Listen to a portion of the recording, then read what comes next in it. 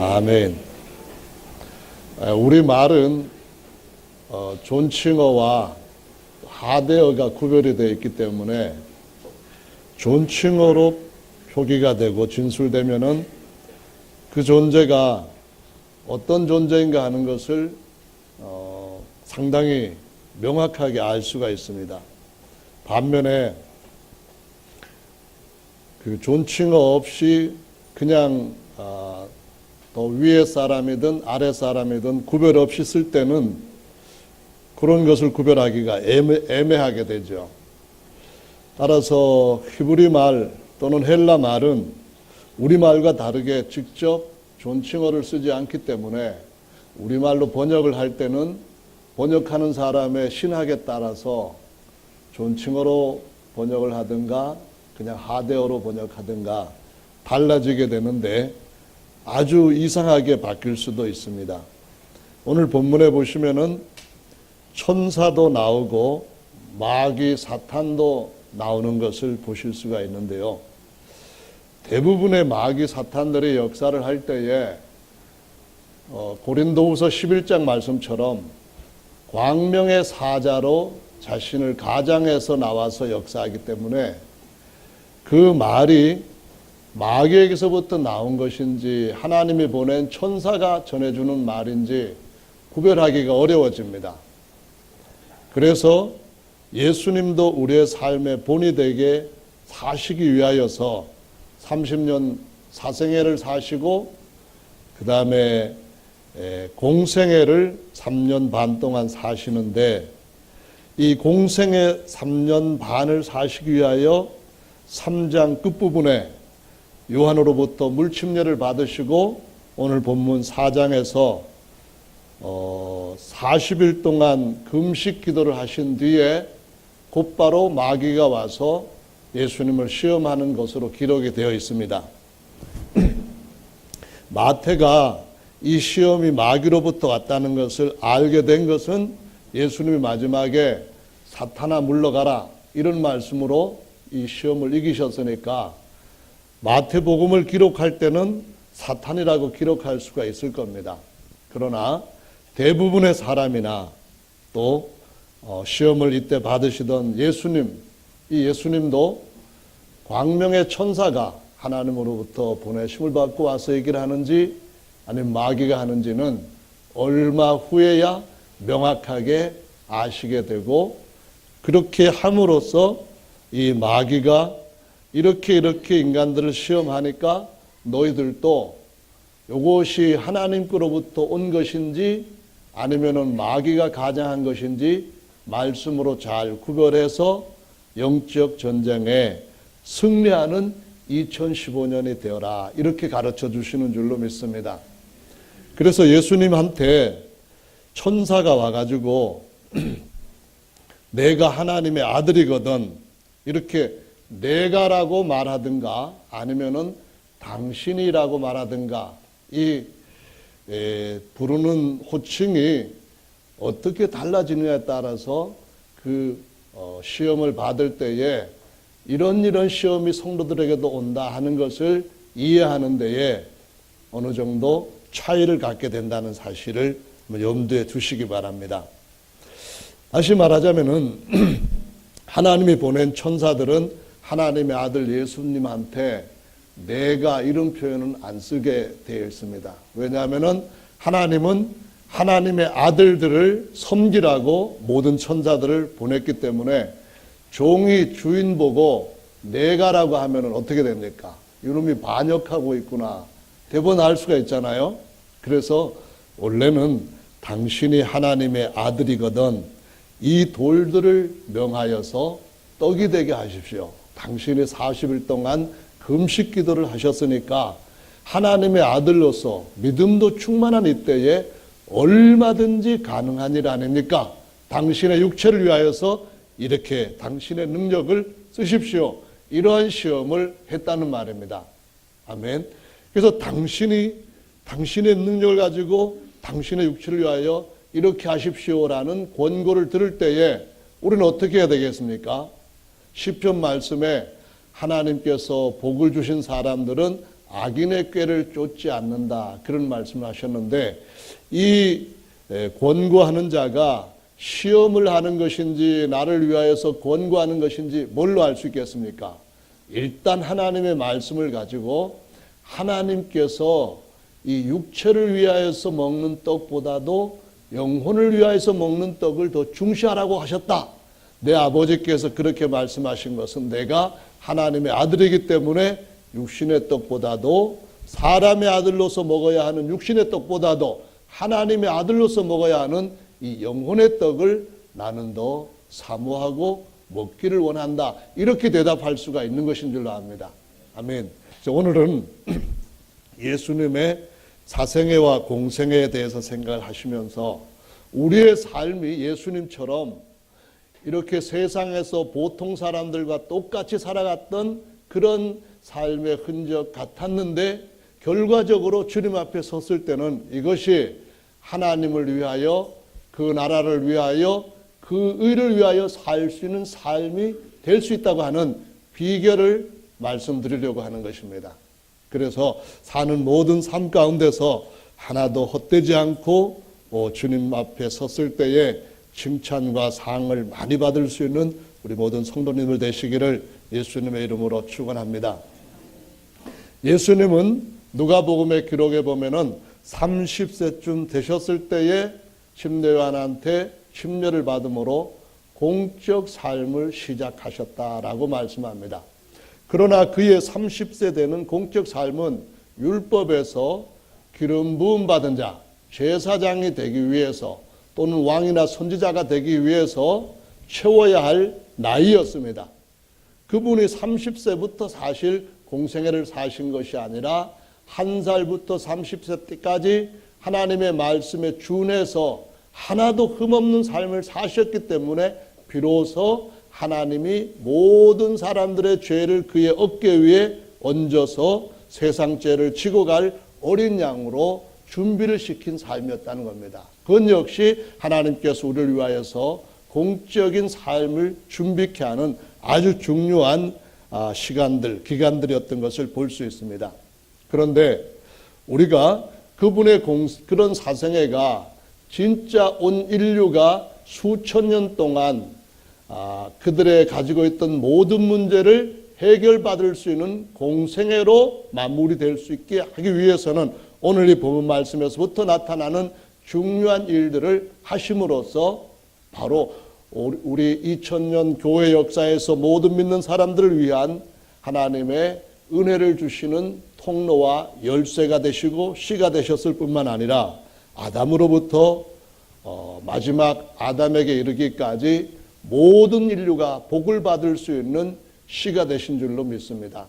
그래서 우리의 삶도 예수님의 삶을 따라가는 삶이 되어야 된다고 성경에 가르치시고 있기 때문에 예수님처럼 사는 것이 어떤 것인가 이것을 한번 생각해 보시도록 하겠습니다. 4개 복음서는 예수님에 대한 기록입니다마는 예수님께서 사셨던 침례 이전까지의 30년에 대한 기록은 아주 짧습니다. 출생에 대한 것이 특별났다고 하는 기록과 두 번째로 누가복음에 그가 키가 자라면서 지혜도 자랐다 그런 말씀이 있고 애굽으로 피신 갔다가 갈릴리에서 사셔서 갈릴리 사람으로 불리게 되었다. 이 정도입니다. 그가 30년 동안 사신 생애에 대한 기록은 아주 짧습니다. 반면에 그분이 3년 반 동안 사신 생애는 4개 복음서를 꽉 채우고 있습니다. 그리고 나머지 뒤 이어지는 사도행전으로부터 계시록까지 모든 말씀들이 다 3년 반 동안 사셨던 그 생애에 준해가지고 그것을 기초로 해가지고 기록되는 것을 볼 수가 있습니다. 그렇다면 예수님께서 오늘 본문의 말씀에처럼 이렇게 사신 생애의 의미가 10배 넘는 사생애보다도 짧은 공생애가 얼마나 중요한 의미를 주고 있는지 사실은 모든 인류에게 영원한 복을 가져다주는 아주 중요하고 복된 생애였다는 사실을 보여주고 있기 때문에 이걸 갖다가 4개의 복음서라고 얘기를 합니다.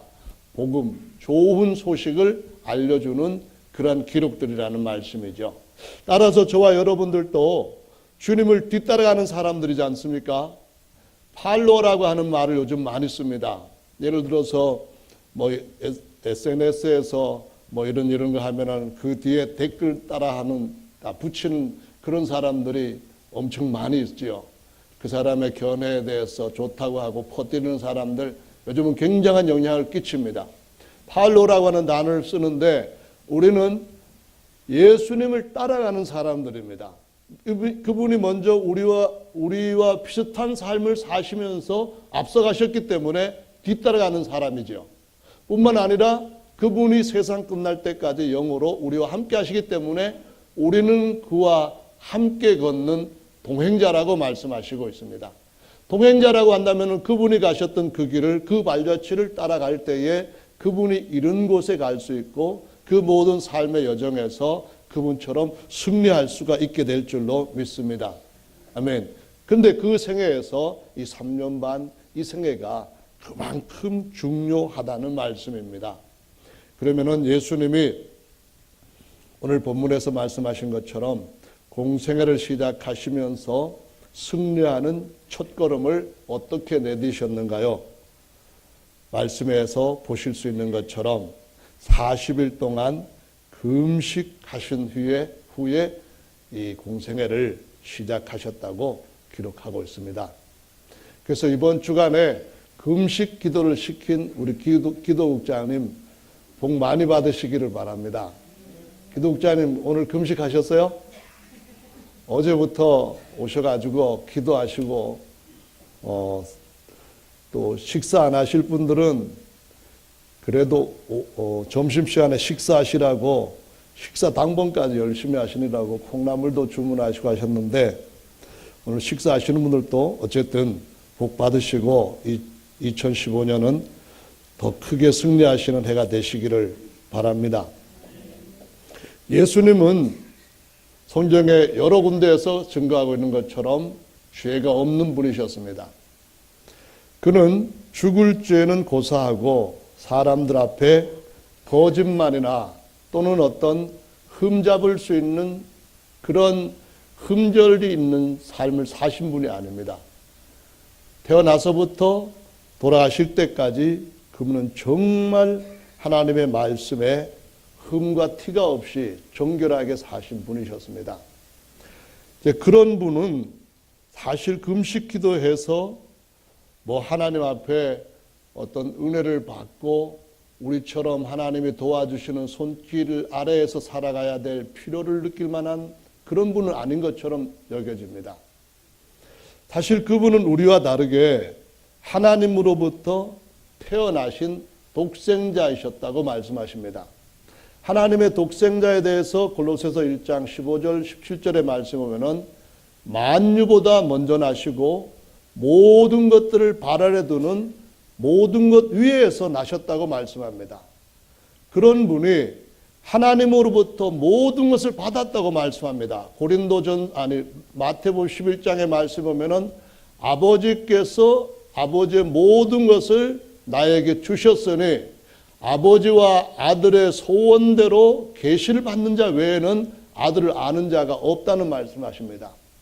예수님은 하나님 아버지로부터 하나님 가지신 모든 것들을 받은 자이기 때문에 바다를 보고도 풍랑이 막 일어날 때에 하늘의 권세를 받으신 그분, 또 그 능력들을 다 가지신 그분이 바다야 잔잔해라 이러니까 바다가 아주 잠자듯이 잔잔해졌습니다.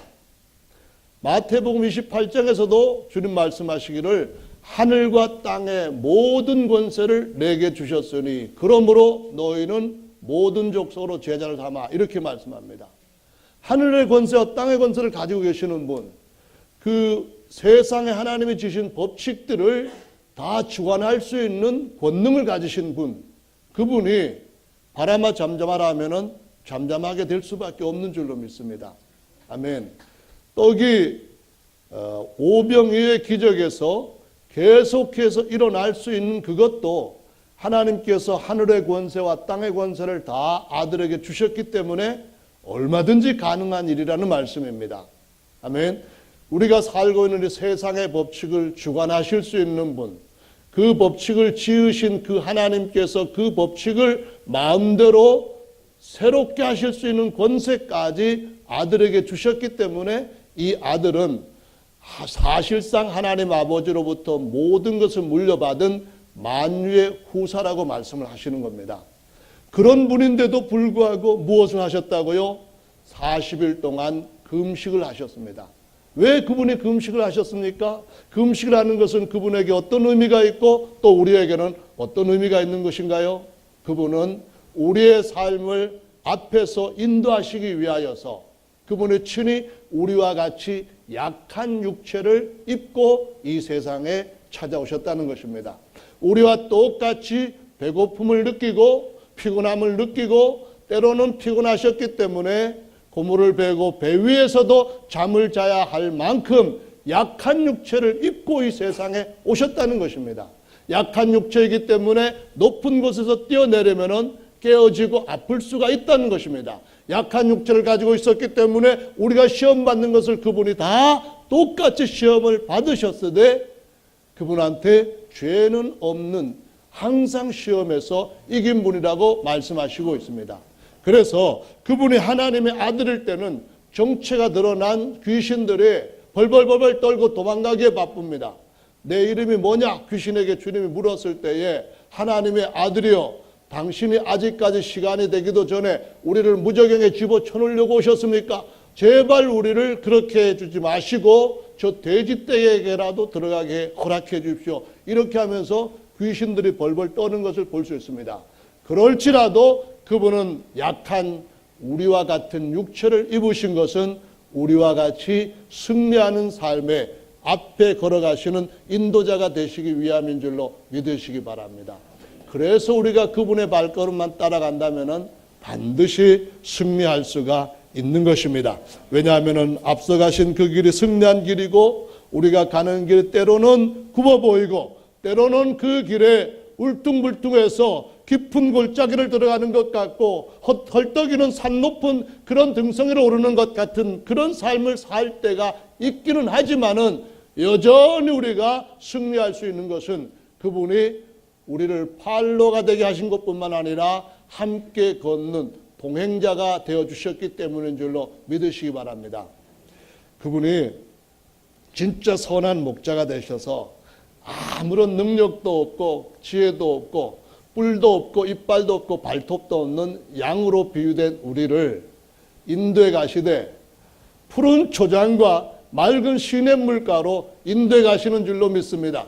때로는 사망의 음침한 골짜기를 2015년 동안 어느 시점에서 우리를 인도에 가실지라도 우리가 해받을 것을 두려워하지 않을 수 있는 이유는 그분의 지팡이와 막대기가 우리를 안전하게 방위하시기 때문인 줄로 믿으시기 바랍니다.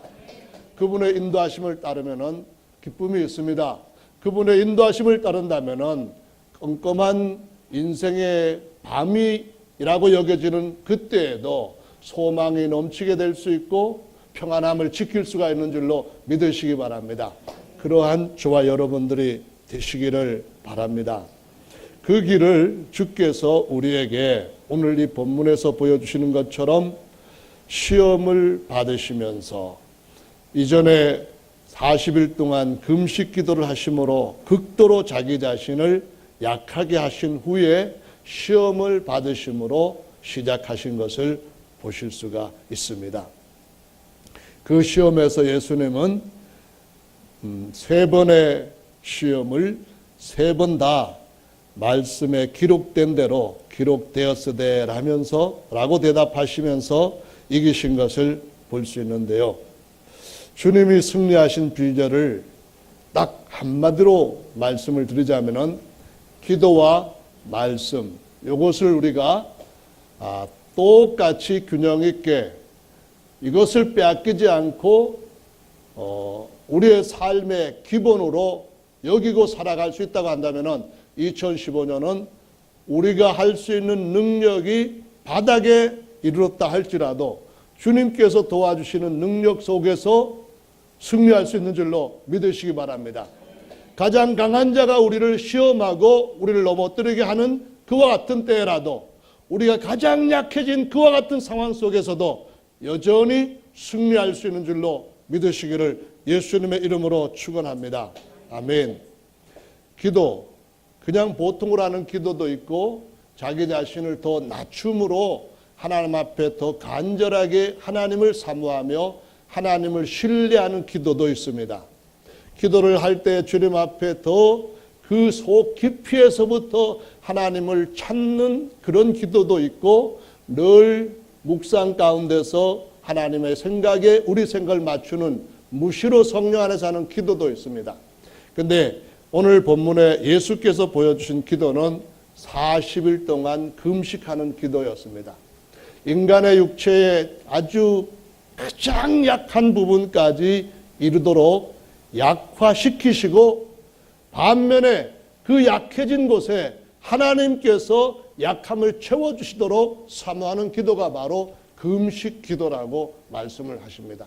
그래서 우리의 삶 가운데 금식을 고비고비마다 할 수 있는 믿음을 갖고 있는 분들은 어떤 실패할 것에 대한 걱정을 안 하셔도 됩니다. 왜냐하면 그 부분은 주님의 강함으로 채워질 것이기 때문에 약한 자를 강하게 하시기 위해서 오신 그분이 그와 같은 때를 기다리고 계시기 때문에 그때의 주님을 더욱더 친근하게 만나실 수 있고 더욱더 뜨겁게 그분 품에 안길 수 있는 때가 바로 금식하며 기도한 때인 줄로 믿으시기 바랍니다. 해보십시오. 우리는 육체를 많이 사랑하고 육체를 많이 신뢰하고 육체를 많이 위하기 때문에 금식과 이 육체를 위하는 삶은 상당히 거리가 있는 삶이 될 수가 있습니다. 그렇지만은 우리 육체가 참 약한 존재이고 세상에서 악한 대적자들이 우리를 공격할 때는 육체가 강해질수록 오히려 또 하나님을 의지하는 그 믿음이라고 하는 것은 약해질 수 있다고 하는 사실을 상기하시면서 가끔 가다가 약할 때 우리를 붙들어 주시는 하나님을 체험하시는 은혜가 있기를 예수님의 이름으로 축원합니다. 아멘. 어쨌든 간에 금식을 하든 아니면은 금식을 하지 않든 간에 성도들에게 있어서 가장 기본되는 첫걸음은 기도라고 하는 것입니다. 하나님과 동행하는 삶을 살 수 있는 사람, 예수 그리스도를 닮아갈 수 있는 사람들의 첫째 발걸음은 기도라고 하는 사실을 2015년 오늘 첫 주에 우리 모든 성도님들의 마음속에 다시 한번 새기시기를 바랍니다.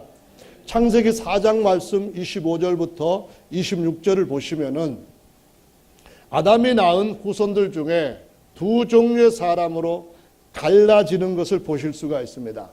이 세상에 사는 사람들 중에 모든 사람들, 70억의 사람들을 둘로 나눌 수가 있다는 것입니다. 하나는 아담으로부터 태어나기는 했지만은 셋의 후손으로 그와 같은 삶을 살아가는 사람이 있고, 물론 이것은 혈통적으로가 아니라 영적으로 그런 의미입니다. 영적으로 셋의 후손같이 살아가는 사람이 있는가 하면은 또 하나는 영적으로 가인의 후손처럼 살아가는 사람이 있다는 겁니다. 가인은 자기가 성을 쌓고 그 성 이름을 아들의 이름으로 에녹으로 붙이게 되고 그 성에서 자기 스스로 자기를 지키려고 하는 삶을 그 자신과 그의 후손들에게 대대로 이어갔는데, 사실상은 그 후손들이 서로 아주 날카로운 철병기를 만들어서 죽이는 전쟁하는 일에 점점 익숙해져 갔던 모습을 볼 수가 있습니다. 이것은 하나님께서 우리가 살아가는 이 삶이 잠깐 나그네 길로 살아가는 이 몇십 년의 삶 가운데서 이 나그네 길을 마치고 난 뒤에 어디로 가게 될 것인가를 결정지어주는 아주 중요한 삶이기 때문에 어떤 삶의 패턴, 어떤 스타일을 따라 살아야 될 것인지를 우리가 지혜 있게 분별해서 그 길을 매일매일 살아가는 것이 매우 중요하다고 하는 사실을 보여주는 것입니다. 여러분 스스로가 가인의 생각과 스타일을 따라서 여러분의 삶을 더욱더 든든한 성으로 구축하면서 여러분의 이름을 내는 쪽으로 계속 간다고 한다면 언젠가는 그 이름이 잊혀질 것입니다. 언젠가는 그 성도 완전히 무너질 것입니다. 그러나 시편 127편 말씀처럼 하나님께서 집을 세우지 아니하시면은 건축하는 자의 수고가 헛것이 되고 하나님께서 성을 지키지 아니하시면은 파수꾼의 경성함이 허사라고 말씀하신 것처럼 하나님께서 여러분의 삶을 일으켜 주시도록 한다면은 절대로 무너지지 않는 기초가 든든하고 그 위에 세워지는 건축도 든든해지는 아주 아름다운 집으로 세워질 줄로 믿으시기 바랍니다. 하나님께서 여러분의 삶을 지켜주신다면은 오늘 본문 말씀처럼 가장 약해진 때에 가장 강한 자가 와서 가장 교묘하게 우리를 시험하고 대적한다 할지라도 승리하고 그 가운데도 더 큰 상급을 받을 수 있는 최선의 삶을 얻게 될 줄로 믿으시기 바랍니다. 할렐루야, 아멘. 우리가 주님 앞에서 살아가는 삶은 하나는 가인의 계통을 따르는 삶이고 하나는 셋의 계통을 따르는 삶입니다. 이것은 예수님께서 오시고 나서부터는 또 다른 이름으로 불려질 수 있는 각 다른 삶인데요.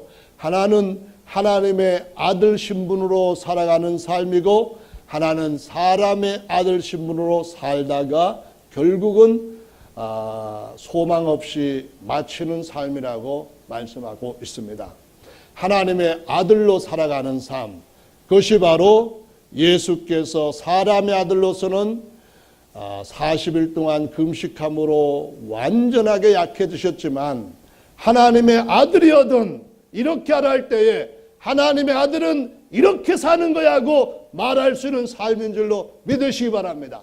하나님의 아들이기 때문에 나는 이 세상에서 그 어떤 것과도 바꿀 수 없는 진짜 값진 것을 가지고 이것을 지키고 이것을 키워가는 인생이기 때문에 다른 사람들이 다 그 길로 간다 할지라도 나는 이 길로 갈 것이고 이 길로 가는 이 발걸음을 절대로 좌로나 우로나 치우치지 않는 곧은 길로 걷겠다고 하는 그런 의지가 있는 삶이요, 지혜가 있는 삶이요, 목표가 우리를 이끌어가는 삶이 되는 줄로 믿으시기 바랍니다. 아멘. 예수님은 그런 삶을 사셨는데요. 그 그림자가 창세기 4장 25절 26절에 기록이 되어 있습니다. 아담이 다시 아내와 동침함에 그가 아들을 낳아 그 이름을 셋이라 하였으니 이는 하나님이 내게 가인의 죽인 아벨 대신에 다른 씨를 주셨다 함이며 셋도 아들을 낳고 그 이름을 에노스라 하였으며 그때의 사람들이 비로소 야훼의 이름을 불렀더라. 아멘. 셋과 가인 두 부류의 사람으로 갈라졌습니다. 셋이 그 이름의 뜻을 그 아빠 엄마가 붙여주기를 구별된 사람, 하나님이 선택한 사람 이렇게 이름을 불러서 셋이라고 했습니다. 그런데 그 셋이 자기 아버지 아담처럼 자기 어머니 하와처럼 아들을 낳았습니다. 아들의 이름을 뭐라고 지을까 하다가 하나님께서 주시는 지혜를 따라 에노스라고 지었답니다. 에노스라는 이름의 뜻은 약한 사람 그런 겁니다. 인생이란 약한 존재다 그런 것입니다. 어느 땐가는 흙으로 돌아가라고 말씀하셨던 범죄한 후에 가장 강한 전쟁에서 실패하고 그 위에 사망이 지배하고 있는 사람, 그 위에 사단 마귀가 계속해서 멸망으로 끌려가는 사람, 그런 모습의 사람이라고 에노스라고 지었다는 말씀입니다. 에노스라고 하는 인생의 의미를 아는 사람들만이 기고만장한 삶을 살지 않습니다. 에노스라고 하는 이름을 사는 사람, 그 의미를 알고 사는 사람들만이 정말로 자기가 무엇이든지 할 수 있다는 착각 속에 살지 않는다는 겁니다.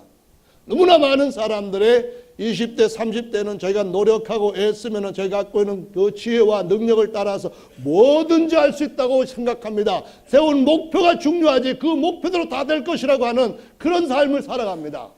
허나 모든 것을 다 얻었다고 싶을 때에 지난 2014년과 15년을 맞이하는 소망과 또 감사 예배를 드릴 때 드렸던 말씀처럼 바람을 잡는 것처럼 아무것도 잡은 것이 없다고 스스로 자인할 수밖에 없는 그런 인생으로 마감된다는 사실을 모르고 있습니다. 그렇기 때문에 그곳에 우리가 무엇인가 새로운 변화를 주어야 된다는 겁니다. 그렇기 때문에 거기에서 뭔가 우리의 생각 속에 새로운 가치관을 거기에다가 집어넣어야 된다는 겁니다. 에노스라고 하는 것은 바로 거기에서부터 시작했기 때문에 하나님의 이름을 부르는 삶으로 전환을 하는 것을 보실 수가 있습니다. 그들도 지구상에서 우리와 똑같이 살았던 사람입니다. 비록 우리보다는 좋은 환경에서 좋은 먹을거리 먹고 좀 더 오래 살았지만 여전히 그 삶의 마침은 우리가 빨리 걸어가고 그들이 천천히 걸어가고 그런 차이만 있을 뿐이지 똑같은 한 번의 인생을 사는 사람들인 줄로 믿으시기 바랍니다. 그들이 살았던 삶의 특징은 가인과 다르게 그들은 가인은 칼을 만들고 그들은 자기를 즐길 수 있는 악기를 만들어서 자기를 위한 삶으로서 만족하려고 했지만은 이 셋의 아들 에노스를 낳고 난 뒤에 이 후손들은 하나님의 이름을 부르면서 살았더라고 말씀하시고 있습니다. 이것이 2015년 우리가 시작해야 할 아주 중요한 첫걸음인 줄로 믿으시기 바랍니다. 하나님의 이름을 부르는 첫 번째 방식은 예수님 저와 함께 해 주십시오. 예수님 저의 인생의 동반자가 되어 주십시오. 예수님 제가 주님이 저를 따라오도록 하려고 하는 것이 아니라 저의 마음을 주님과 같은 마음이 되어서 주님이 원하시는 그 길을 걸어갈 수 있도록 해 주십시오. 주님 제가 약하기 때문에 주님 도움 없이는 주님께서 제게 주시고자 영원전부터 준비해 놓으셨던 그것을 얻을 만한 가능성이 전혀 없습니다. 그런데 주님이 저를 도우신다면 주께서 제게 주시는 그 은혜를 따라 제 삶이 주님처럼 승리할 수 있을 줄로 제가 믿사오니 은혜를 베푸시고 저의 손을 붙잡아 주시고 제 인생 주님이 가신 길로 이 한 해 동안 걷게 해 주시옵소서 하고 기도하는 사람이 에노스의 그 삶을 따라서 승리하는 삶으로 살아가는 사람들인 줄로 믿으시기 바랍니다. 정말로 예수님은 하나님의 아들이신데도 불구하고 친히 낮아지셔서 우리가 낮아진 삶 가운데 우리가 에노스처럼 약해진 가운데서 어떻게 승리할 수 있는가 하는 것을 본으로 보여주신 겁니다. 샘플입니다. 이 삶을 똑같이 한다면 복사된 삶을 살 수 있는 줄로 믿으시기 바랍니다. 똑같은 것들을 계속 재생산할 수 있는 삶이 되는 줄로 믿으시기 바랍니다.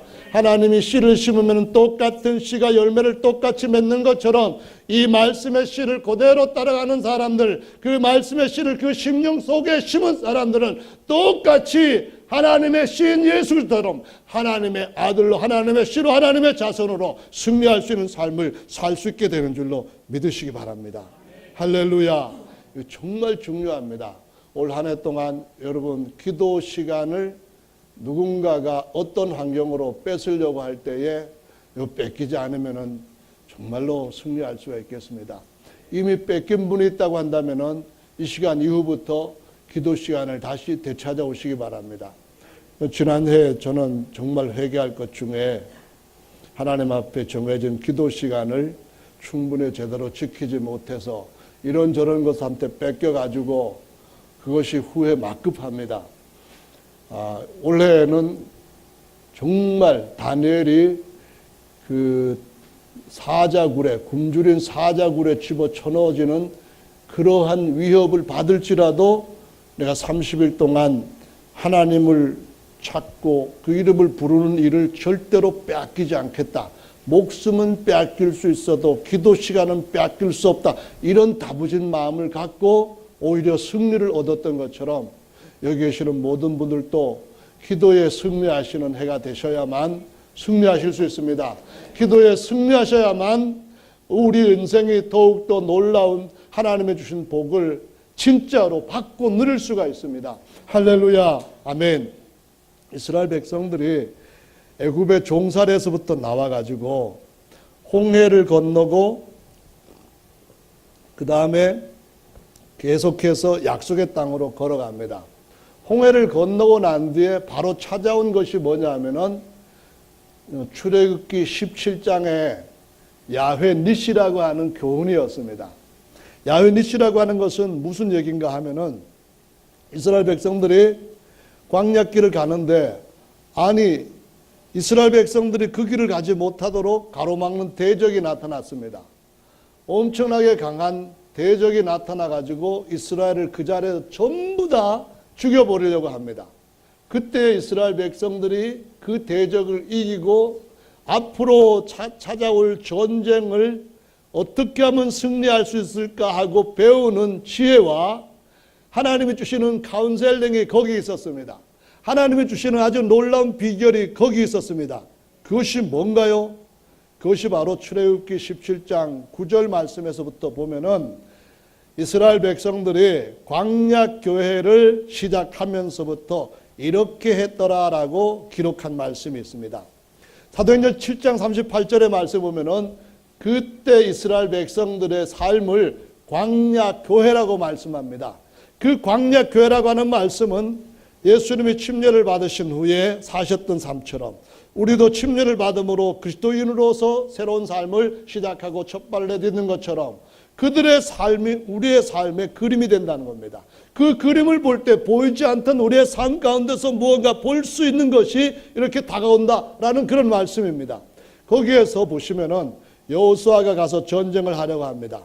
근데 모세는 하나님의 지팡이를 손에 들고 산 꼭대기에 올라가서 이렇게 지팡이를 들고 손을 들고 있습니다. 물론 그것이 기도하는 모습이죠. 아말렉과 전쟁을 하는데 아말렉이 이기면은 이스라엘이 애굽에서 나온 모든 것들이 끝장나는 겁니다. 그들이 홍해를 기적으로 걷는 것도 다 끝장나는 겁니다. 홍해 바다에서 차라리 빠져 죽었더라면은 그냥 익사하는 고통만 갖고 죽었을지도 모릅니다. 그런데 홍해를 기적으로 건넜다고 좋아하는 판인데 이 아말렉 족속 아주 호전적이고 아주 잔인한 족속이 와서 전쟁을 치릅니다. 만약 거기에서 아말렉한테 지게 되면 어떻게 됩니까? 잔인하게 죽습니다. 목이 잘려지기도 하고요, 배가 이렇게 갈라지기도 하고요, 애들 머리를 반석에 쳐서 머리가 깨지게 골이 나오게 해서 죽이기도 하고요, 여자들은 온갖 추악한 고통을 다 당하고 죽임을 당하게 되고요, 남아있는 사람들은 평생 사슬에 끌려가지고 그 더러운 아말렉 족속의 종이 되어서 온갖 수치를 평생 당하다가 죽임을 당할 수 있습니다. 이 전쟁에서 반드시 이겨야만 됩니다. 이 전쟁에서 반드시 이길 수 있는 길이 있다는 것을 주님이 보여주셨습니다. 우리의 광야의 삶 가운데서 우리 앞에 어떤 강한 적이 온다 할지라도 이길 수 있는 아주 중요한 비결이 있다는 말씀을 이 출애굽기 17장에 기록되어 있는 야훼 니시를 통하여서 보여주시고 있는 줄로 믿어야만 되겠습니다. 이 말씀을 믿고 기도하시는 분들은 세상 사람들과 다르게 물리를 걸어가는 것 같은 하나님의 도우심을 받는 삶을 살 수 있게 될 줄로 믿으시기 바랍니다. 아멘. 야훼 니시는 모세 손이 내려오면은 아말렉이 이기고 모세 손이 올라가면은 이스라엘이 이기고 결국 손이 내려오지 않으니까 이스라엘이 아말렉 족속을 전멸했다. 그런 교훈의 내용입니다. 다시 말하면은 우리가 하나님 앞에 기도하는 그 하나님의 이름을 부르는 일을 오늘부터 시작해서 2015년 마지막 날까지 계속해서 지킬 수가 있다고 한다면 어떤 시험과 환난 속에서도 승리할 수 있는 이 연말을 맞이할 수 있게 될 줄로 믿으시기 바랍니다. 힘들고 어려울 때 정말 우리는 하나님 앞에서 우리 자신을 잘 지킬 수 있는 방법은 하나님 앞에 기도하는 방법이라는 사실을 지금까지 배워왔습니다. 그런데 우리 앞에 삶은 여전히 약속의 하늘에 들어가기까지 험난한 것들이 많이 있습니다. 여전히 주님께서 우리에게 도움이 되셔야 할 그런 체험들을 해야 될 그런 환경 시기들이 앞으로도 계속 옵니다. 하나님께서 그 마른 땅에 바위에서 물길을 내시는 그런 체험을 해야 될 때가 여전히 우리 앞에 옵니다. 그런데 물이 없어서 사흘길을 걸었는데 목은 탑니다. 정말 이제는 앞이 눈이 흐려져서 잘 보이지도 않고 먹지 못한 그 갈증으로 마시지 못한 갈증으로 해서 다리가 후들후들 떨립니다. 이러다가는 혼미한 상태로 광야에서 쓰러져 모래바람 속에 묻힐 것 같은 두려움이 옵니다. 그럴 때 어떻게 합니까? 대부분의 이스라엘 백성들은 원망하고 불평하고 어떤 때는 밤새워서 울부짖으면서 하나님을 탓하였다고 말씀하고 있습니다. 하나님, 왜 우리 인생에 이 어려운 길로 인도하셨습니까? 차라리 애굽에서 그나마 몇 대 맞고 밥 얻어 먹는 게 낫고 인간적인 대우 못 받을지라도 그래도 노역해주고 먹고 사는 그것이 차라리 낫지, 여기 이렇게 와서 혼미한 상태로 우리가 여기에서 쓰러져 죽는 것을 하나님이 원하셔서 이 길로 인도하셨습니까? 그런 생각이 꽉 들어차기 시작하면서부터 어디서 그런 에너지가 나왔는지 원망하고 불평하고 밤새 통곡하면서 모세 저 죽일 놈 하면서 이스라엘 백성들이 전체가 다 울부짖었다고 성경 기록해주고 있습니다. 한두 번이 아니라 10번 이상을 그와 같이 힘을 써서 하나님 앞에 하나님의 인도하심을 거부하고 대적을 했다고 기록하고 있습니다.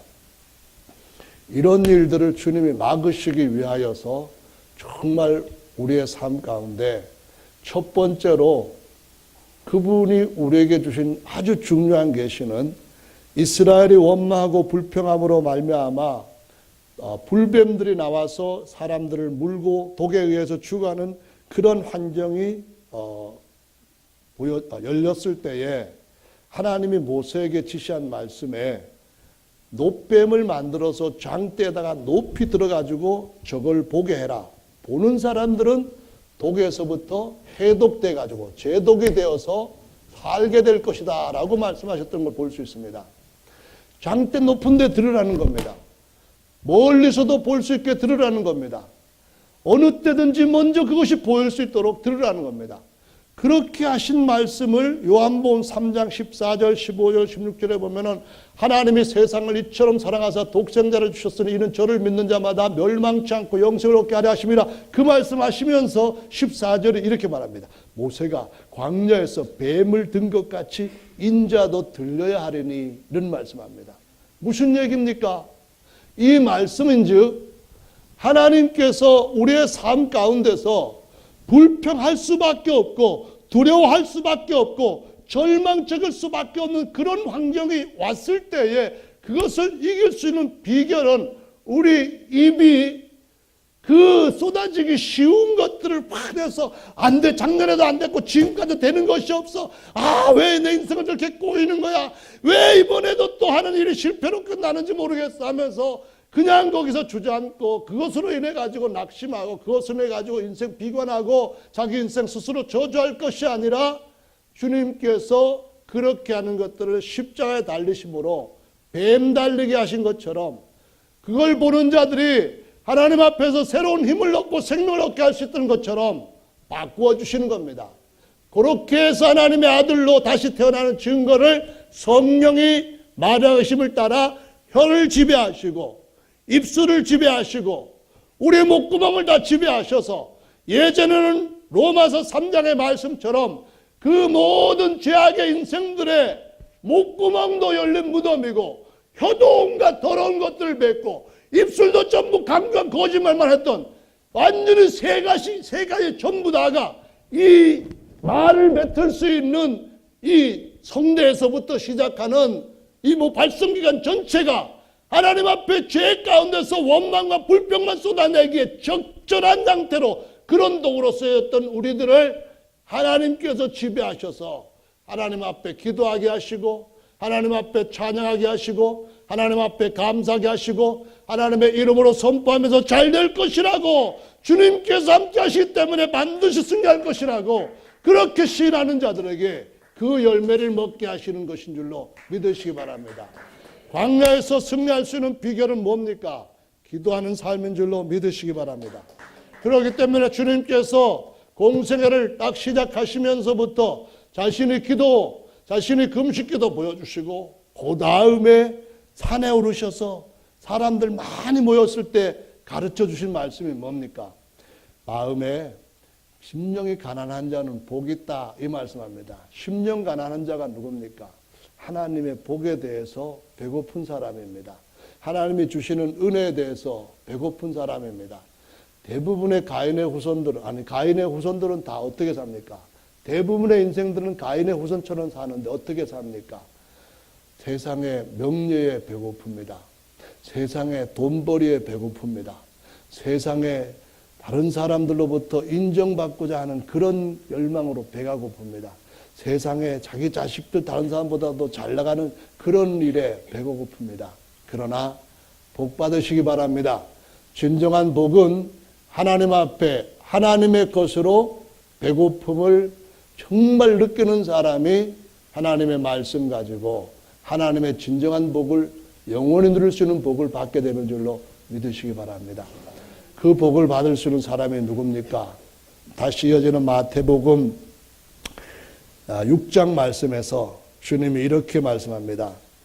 너희가 해야 될 것은 이런 기도다. 그런 말씀을 하시면서 우리에게 매일매일 먹을 수 있는 양식 주옵시고 그렇게 하시면서 하늘에서 뜻이 이루어진 것 같이 땅에서도 이루어지게 해 주십시오. 이런 기도를 하라고 말씀합니다. 하나님의 이름이 거룩하게 하심을 받으시길 바랍니다. 이렇게 기도하라고 합니다. 하나님의 이름이 거룩하게 여김을 받으시라는 말씀 무엇입니까? 그 이름 앞에 모든 이름이 꿇게 되는 그런 일들을 저희에게 나타내 달라. 그런 말입니다. 하나님의 이름은 가장 높은 권세 있는 이름입니다. 하나님의 이름은 가장 충만한 모든 부여의 이름입니다. 그 이름 앞에 모든 혀가 주님이라고 맹약할 것이고 모든 무릎이 그 이름 앞에 꿇을 것이라 하신 그 이름을 우리가 부른다고 하는 것은 그 이름으로 나간다고 하는 것은 우리의 삶이 정말 그 이름의 권세로 말미암아 달라지고 변하게 되고 강해지고 채워지게 될 것임을 보여주는 말씀입니다. 오늘 믿음을 가지고 주님이 가르쳐준 이 기도로 주의 이름이 거룩히 여김을 받으시오며 하는 일들이 여러분의 삶 가운데 2015년도에 많이 나타나게 되기를 예수님의 이름으로 축복합니다. 마태복음 7장에 또 주님 말씀하십니다. 뭐라고 말씀하십니까? 구하라. 그리하면은 주실 것이요. 찾으라. 그러면 찾을 것이요. 문을 두드리라. 그러면 너희에게 열릴 것이니 구하는 이마다 얻을 것이요. 찾는 이가 찾을 것이요. 두드리는 이에게 열릴 것이니라. 너희 중에 누가 아들이 떡을 달라 하면 돌을 주며 생선을 달라 하면 뱀을 줄 사람이 있겠느냐?